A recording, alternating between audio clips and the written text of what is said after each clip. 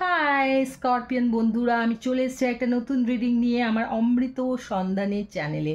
তো চলো আজকে দেখে নিই যে তোমার লাভ পার্টনার বা রোম্যান্টিক পার্টনার অক্টোবর মাসের জন্যে তোমাকে কি লাভ মেসেজ করতে চায়। চলো দেখে নিই।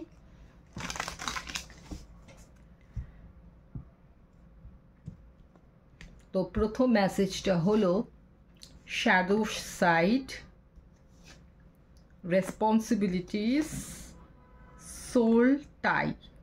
তো স্করপিয়ন বন্ধুরা, তোমার যে পার্টনার রয়েছে না, তাদের ফার্স্ট মেসেজ হলো you made me realise my flaws, I have to take care of my financial and emotional needs, I always feel connected to you. তো স্করপিয়ন বন্ধুরা, আমি এটা দেখতে পাচ্ছি যে তোমার যে রোম্যান্টিক পার্টনার রয়েছে সে কিন্তু তার জীবনে কিন্তু একটা থার্ড পার্টি রয়েছে। হতে পারে সে বিবাহিত, বা তার জীবনে সে কোনো কাজ নিয়ে ব্যস্ত আছে, বা তার জীবনে তার ফ্যামিলি, মা বাবা, তাদের নিয়ে সে খুব ব্যস্ত।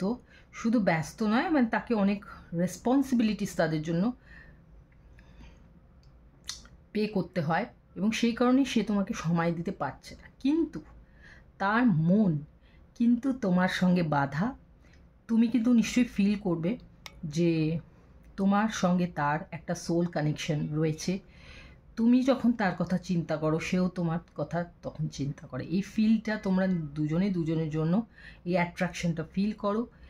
এবং সে এটাও মনে করেছে যে তার যেহেতু সে লাইফে অন্য রেসপন্সিবিলিটিস রয়েছে, সেটা তার জীবনের একটা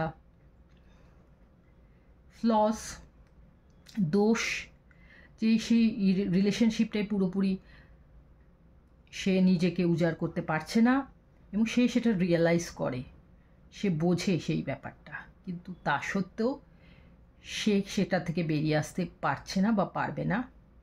কিন্তু দুজনের মধ্যে যে এই সোল অ্যাট্রাকশনটা, দুজনের সোলমেট, সেটা সে সর্বক্ষণ ফিল করছে। তো নেক্সট রিডিং দেখার জন্যে অবশ্যই চ্যানেলটাকে সাবস্ক্রাইব করো, বেল বাটনটা অন করে রাখো। Tata, bye bye.